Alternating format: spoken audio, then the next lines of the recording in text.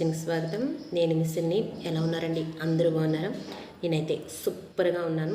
అందరూ బాగుండాలి, అందులో నేను ఉండాలి. ఈరోజు నేను అటుకుల డ్రై ఫ్రూట్స్ లడ్డు చేస్తానండి. ఇది చాలా జ్యూసీగా, చాలా టేస్టీగా, చాలా బాగుంటుంది. చాలా ఈజీగా చేయొచ్చు.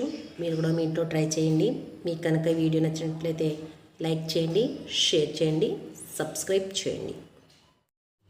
1 కప్పు వేరుశెనగ గుళ్ళు, 1 కప్పు వేపుడు శనగపప్పు, ఒక 4 స్పూన్లు నువ్వులు, ఒక 4 స్పూన్లు ఎండు కొబ్బరి తురుము, 1 కప్పు అటుకులు వేసుకొని వేపుకొని పక్కన పెట్టుకొని చల్లారిన తర్వాత మిక్సీ పట్టుకోవాలి. ఏ కప్పుతో అయితే అటుకులు తీసుకున్నామో అదే 1 కప్పు బెల్లం వేసుకొని, అరకప్పు వాటర్ వేసుకొని ఒక గిన్నెలో వేసుకొని బెల్లం కరిగేదాకా పాకం రాక్కర్లేదు.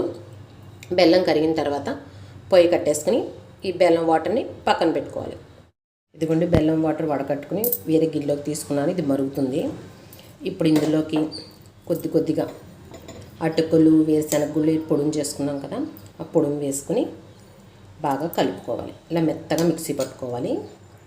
అటుకులు వేరుశెనగగుళ్ళు అన్నీ కలిపినాయి.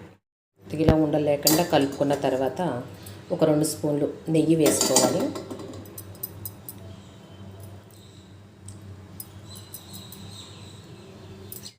నెయ్యి వేసి కలుపుకున్న తర్వాత కొద్దిగా పచ్చకర్పూరం ఇది వేసుకుంటే స్వీట్లో ఆ సువాసనే వేరండి. అలాగే కొద్దిగా ఇలాచీ పౌడర్ వేసుకోవాలి. వేసుకుంటే బాగా కలుపుకోవాలి. నెయ్యి వేసుకుని కలుపుకున్న తర్వాత బాదం, జీడిపప్పు, పిస్తా మిక్సీ పట్టుకున్నానండి. చిన్న ముక్కలు అయ్యేలాగా, మరీ పొడుగులా కాకుండా ఇలా మిక్సీ పట్టుకుని వేసుకున్నాను. ఇప్పుడు ఇదంతా కలిసిలా కలిపేసుకొని చల్లారిన తర్వాత లడ్డు చేసుకుంటే అటుకుల లడ్డు రెడీ.